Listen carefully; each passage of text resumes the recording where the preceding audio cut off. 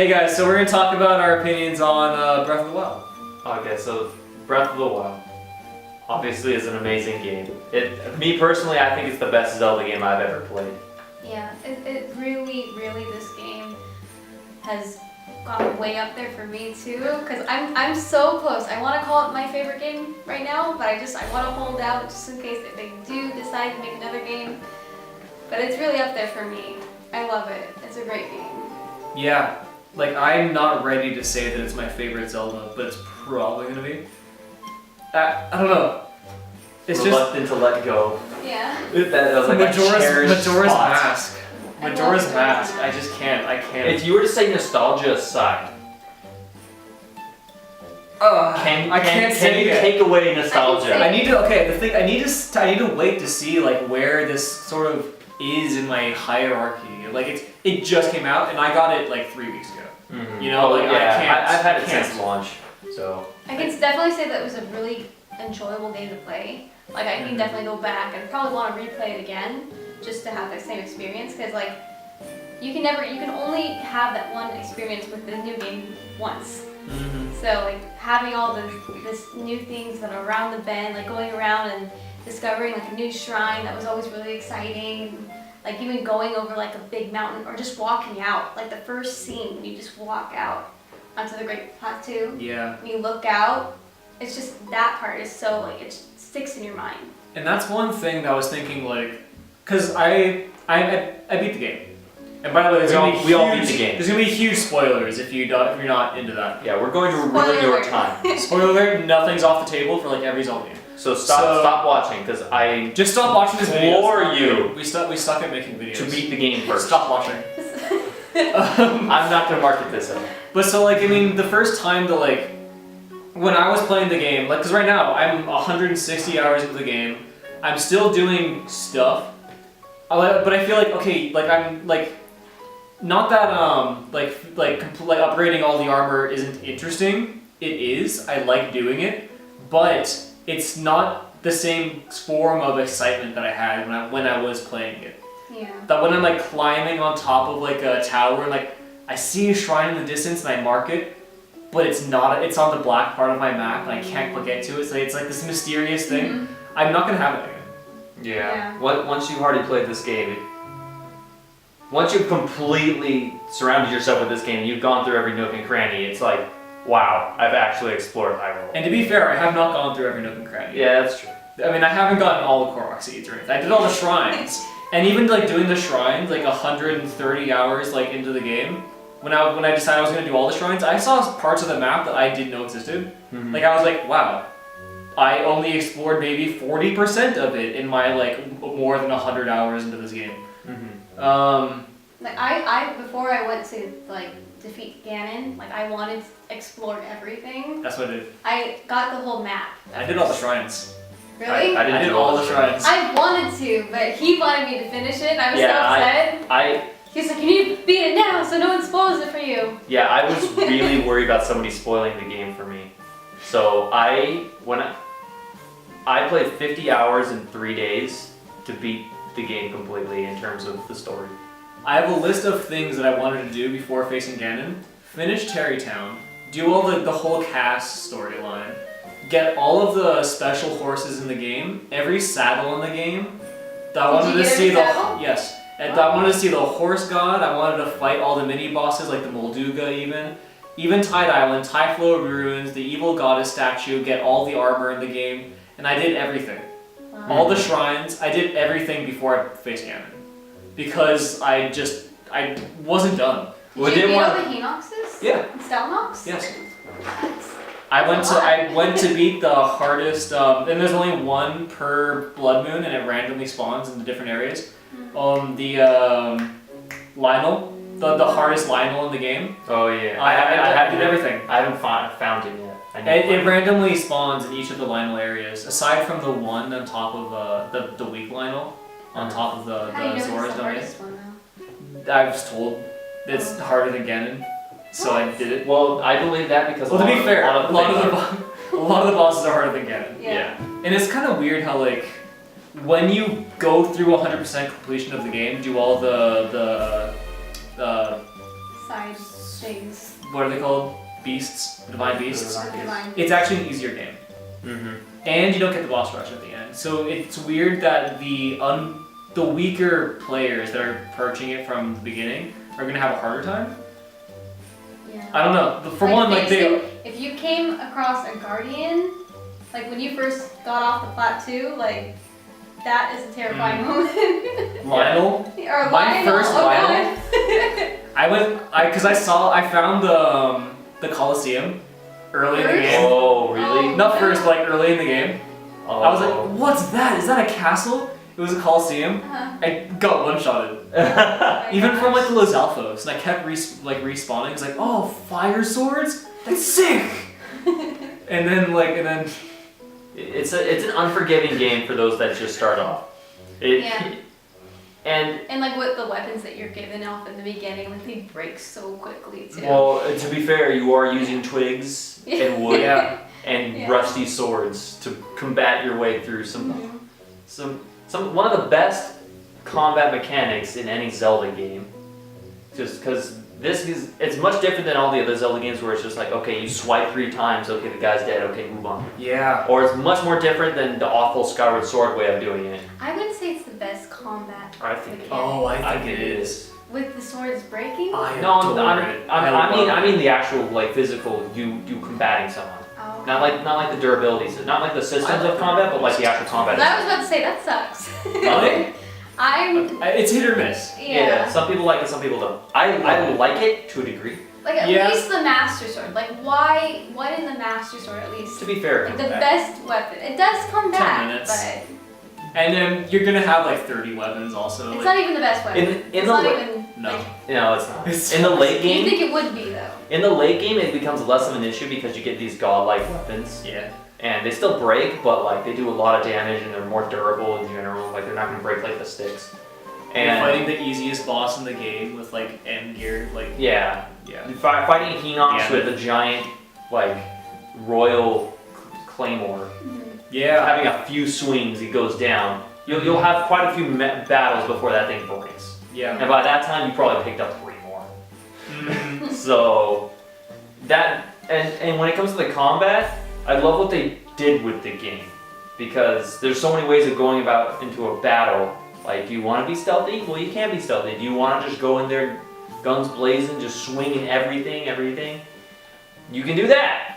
You could be a little bit more tactical with it. You could go in there with sword and shield if you want. That's fine. Or you could just pick up this giant boulder and roll it down a hill. I found Kill after people. though, like after I beat the game, there's other things you can implement. Like I didn't know you can shoot jellies, like the red chew Oh, jellies, really? and they explode. Yeah, they and can use into them as the- straps. Yeah. I didn't know that. Yeah. That's so cool. Or like the I know. octo balloon, they actually like balloon up. Yeah. I didn't know that. Really? I didn't know that. Wow. To be fair, I I didn't know made that an airship. until I found. Yeah, I found a raft and made an air. That was like one of the first things I did when I saw a raft. that's so cool. I was like, wait, that's so cool. yeah. I didn't find that until I went on YouTube and I found some speed runs of some dungeons. Oh. Some people were like putting those Octorok balloons Yeah. on like little chests so that they could ride it all the way to the end. And I'm like, what? Oh, I'm interesting. like, what? Skip the Just shrines. yeah, so that they can skip shrines. Mhm. Because a lot of Yeah. the shrines at the end, Oh, I the remember. ceilings are just kind of open. Mhm. So Can we talk about like what shrines we actually used, like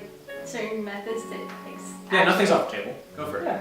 Like there was one that I can't remember the name of the shrine, but it was the one where it like shoots. You have to like place a bomb so it shoots off to the side, Oh and yeah. then there's like this little It goes back and forth. panel. Yeah, I know what you're And there's talking about. water in it, so you can just like use your cryosis and then totally skip it. Just go around, drop it in there. I'm like, okay, I found there was one with like because the gyro control ones suck. yeah. But like I kept like there was one where like you had to like navigate the ball through like a maze and like Mhm.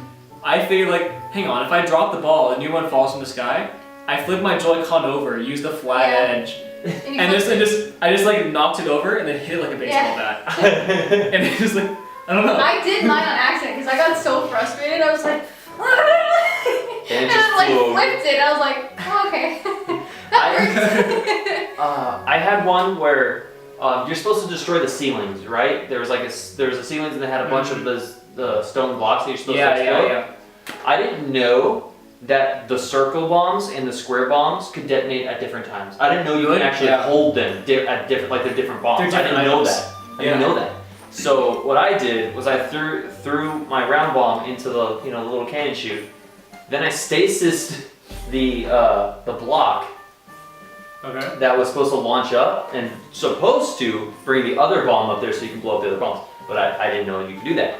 So I blew up the bomb so that the arrow would point up and it would launch. And then I stood on there and I waited. I didn't have any bomb arrows, so I could just shoot it up there. And I waited. And then once that bomb blew up, and once I went up, I took my bomb and I blew myself up in order to blow up the ceiling.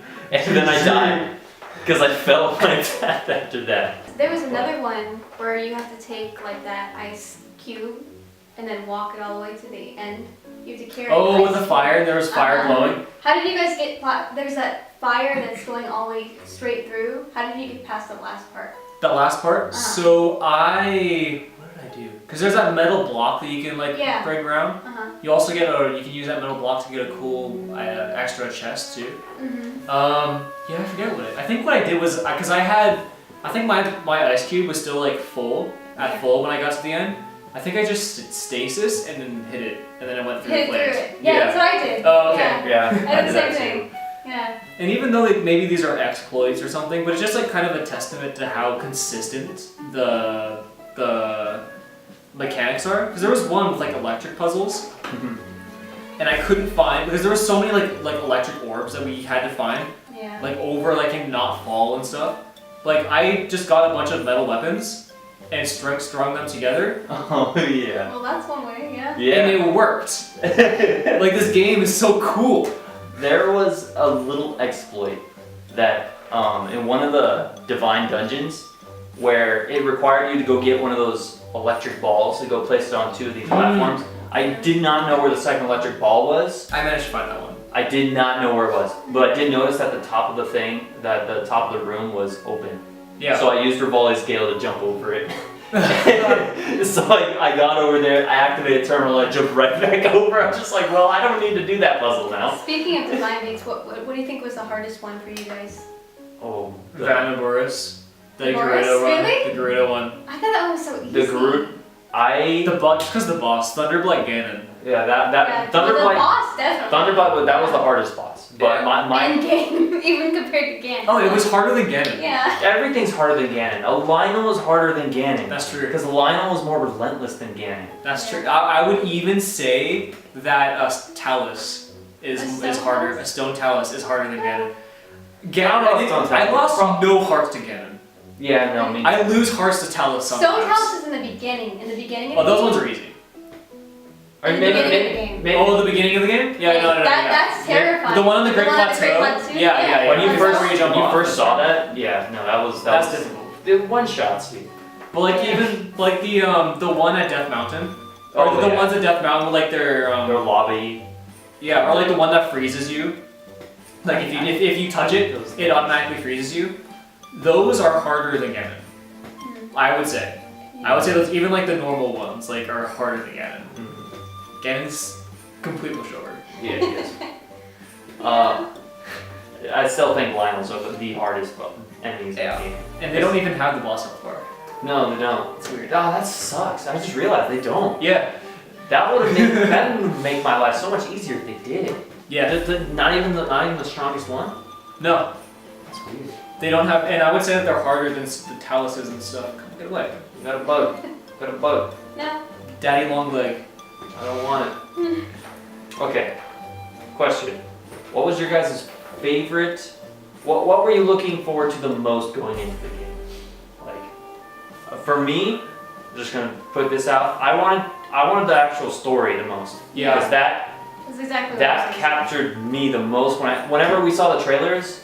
And it lived up and even more than what I thought it was going to be. I loved the fact that Zelda got her own, we got to see Zelda's perspective from everything. It was great. She actually had character. No, yeah, she did, and I'm gonna say I think some of the weaker Zelda characters are I don't know. Was Twilight Princess any good? She has more character than I would say Ocarina's. I think Yeah. Ocarina has it. Other than you can she take had from some Sheik. She had some character. It wasn't. She did. Well, I think Sheik, she yeah. got more screen time because you have to include Sheik because that is Zelda. Yeah. That's, And that's how true. often did you see Twilight Princess Zelda? Not even that often. That's Exactly. But You showed her at the beginning where But she lost. shows herself when she like helps save Midna. Like there's one instance. true. Yeah, like It shows her when character. Midna's like dying at the end and you're a wolf. Yeah, Yeah. that's true. That's true.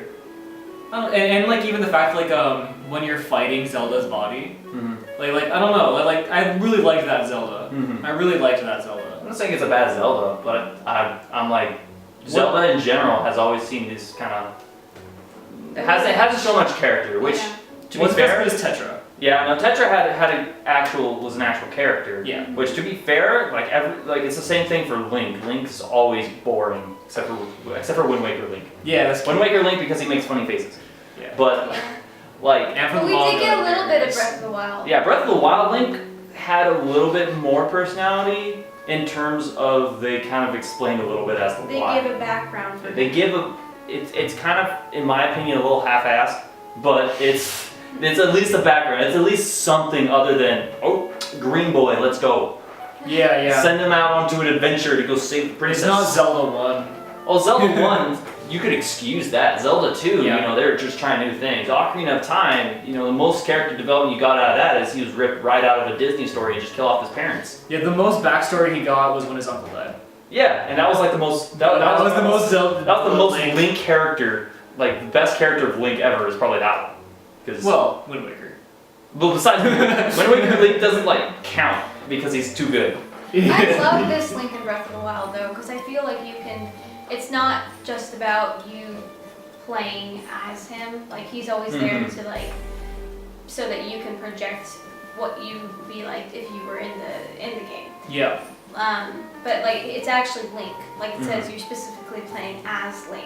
I like Because he's a character. Yeah, I like that. I like that direction a whole lot more because the very first game, it was really easy to kind of just put yourself into the little green boy's shoes, just because there's not a whole lot of stories. Just go rescue the princess. But as time moved on and as the story grew more and more deeper, and as the community kind of made its own timeline between all these games, it kind of demanded a good Link character, not just a project yourself. Because that's the Elder Scrolls route. Yeah. And I'm sure we've talked about this before. It's like the difference between a Western RPG and a Japanese RPG. Where like a Western RPG is much more about, you know, the fantasy, you going out into this world and It's Skyrim. yeah, or that Skyrim, you making a From character. Software games. Yeah, but Japanese RPG is more like here's this story and You're you're placed playing into this Cloud. story. Yeah, you're playing a character in this story. Yeah. You're playing Shulk. You're playing Cloud. Yeah, you're playing character and you're seeing how the story unfolds. And also, like, not. I mean, of course, there are everyman characters in JRPGs. I think Chrono Trigger. But I mean, but for the most part, it's way more story heavy and less. Like Western RPGs are always more open world. Yeah, Or much always more open world. Carve your own story. Or a good example is for like a Japanese RPG that you can create your own character, but it's still a character, would be the new Fire Emblem games, Awakening and Fates. Yeah. Like you play as Corrin. You can even change the name of Corrin, but at the end, it's still gonna act as Corrin no matter what you do. It's still gonna be the same route. It's just gonna be hard, like with Link's character, because Link never speaks. There's So a negative like stigma. at least with like Corrin, she has speaking roles. Yeah. So it gives her that character. But Link, he's always like with Breath of the Wild, they reference him talking. Like there's characters that reference, oh, he said this, you know? That's true. But Yeah. And you he's have not- dialogue options. Yeah. Yeah. Like if you read Zelda's diary at the end, like if you go into her room. Yeah, I went into her Yeah. study. Did you read the diary? Yeah. And then she's And talking about romance. like what he has said to her. Yeah. So then you get that perspective of like what Link's feelings are. Like he wants to stay silent because he knows that if he talks, you know, then he'll have, what does it say? It says, He I don't wants to bear the burden yeah. Yeah. of being the knight and being what everyone wants to look towards, and he doesn't really want to damage it by talking or saying something that might He has to be stoic. like he like to him being silent is being strong. So he has to be strong. Like Urbosa says that. Yeah. She's like, oh, your words speak volumes. Yeah, Silence that's, I remember speaks, that. silence speaks volumes, yeah. Yeah. Mhm. But he does speak. It's just off camera. Yeah. And my thing is, I don't think Nintendo took a risk in putting voice acting into a Zelda game, and we loved it.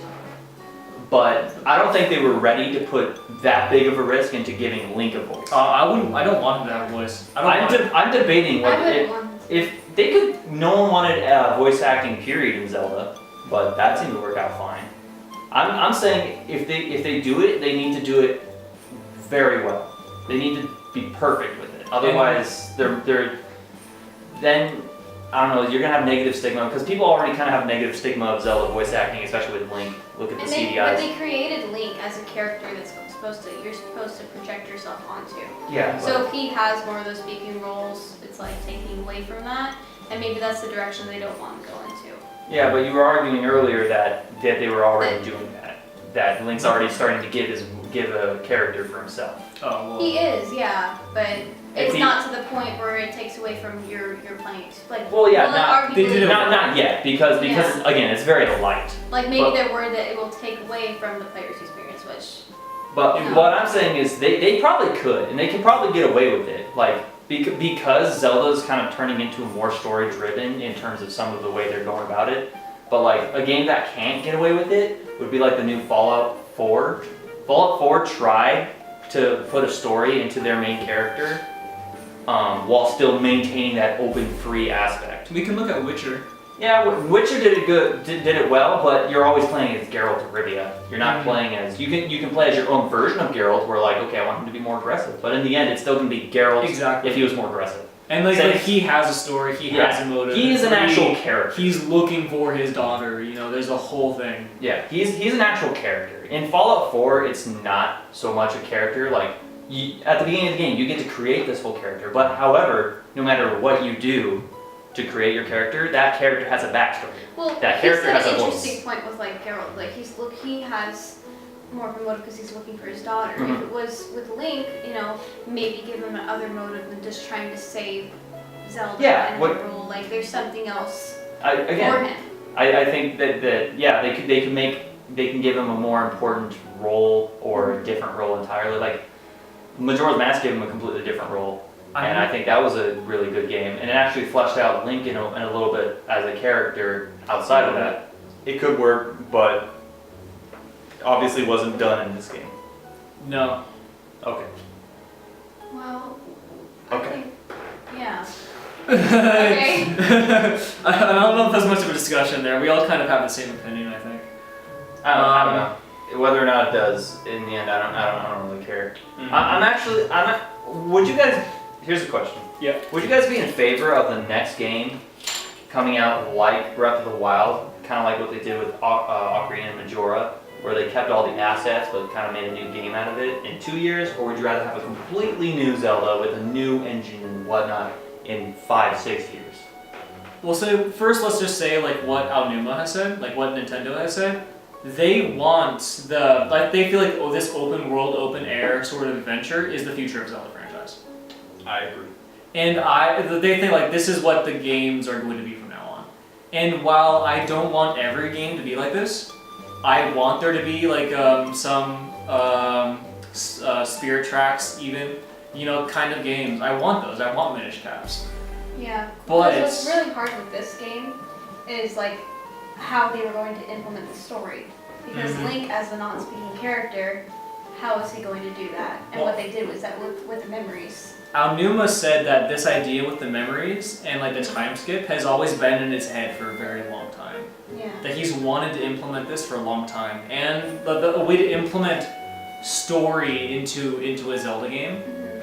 And this is a great way to do it. I'm not complaining at all. Yeah. I think, especially with the whole 100-year time skip and Link dying ? I thought that was cool. I thought that was a cool way to do it. Definitely different. Like we've never seen. I have never seen a game like that do anything like that before.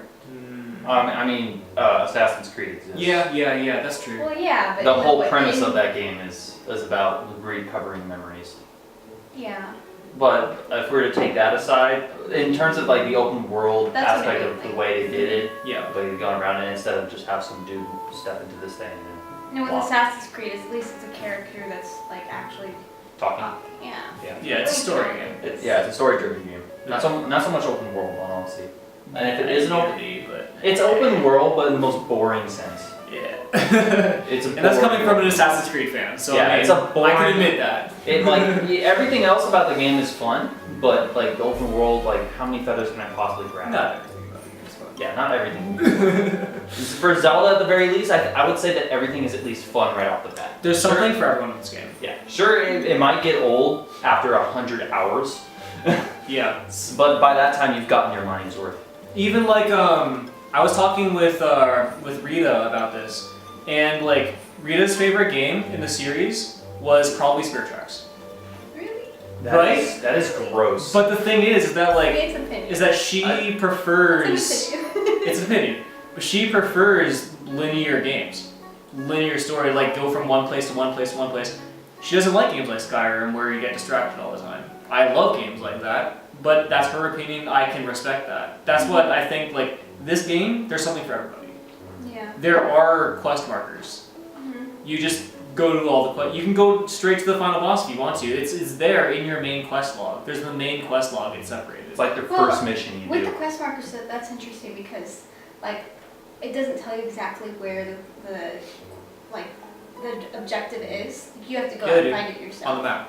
Well, Yeah. There's a some little, of them. there's a little So- yellow Yeah, circle. no, on I it. know, but like some of the quests don't actually tell you straight up. Like Oh, when yeah. when you do Terrytown, I'm talking about the main story. Oh, main story, yeah, like Like Oh, of Andrew would course. enjoy this better because of the main story. yeah, well, yeah. If The you way they handled it. just following the main quest, yeah, because it kind of just gives you where to go. And if she doesn't like the fact that there's 4 divine beasts to approach in any order, then she's helpless. There's nothing you can do. I mean, I can give you recommendations on which ones you should get first. Yeah, And that's Source Domain yeah. and the bird one. Do Get those two. Those are the most important powers. well, no, but in order of difficulty. Also helpful too. The Gorilla one's helpful, but I think reviving you after death is more helpful. Yeah. I think Rivali's Gale. I did that definitely first. the Thor ones, I think, is probably. And Rivali's Gale can help you skip so much. Yeah. Yeah, and it helps you with so many towers. That are Yeah. like, oh, this whole tower is completely filled with ice. Oh well, I'll just get right up top there. Mhm. Skip all that bull crap. Mhm. I don't want to set the whole town on fire or tower on fire just to get up there. Even things like we were doing earlier, we were trying to find like a way to get on top of a mountain that is technically not scalable. It's named, it's in the game. Mount Agate. Agate, is that it? Agate. You cannot climb it because As of it's right now. outside of it's out of bounds, and we don't know. Like probably DLC, maybe we'll be able to We're climb it. assuming it might be a DLC. I'm thinking it's Cave of Trials.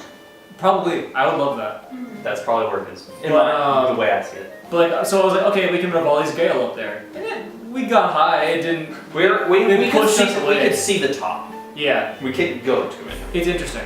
So I think Well, So that's they're Gale's obviously great. planning something for this location. Maybe. Because why would they map it if otherwise? I don't know. That's getting into speculation territory. So let's I don't know, speculate. We can't. Yeah. let's speculate about DLC. Let's switch.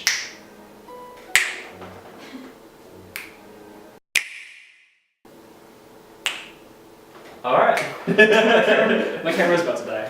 Oh, yeah.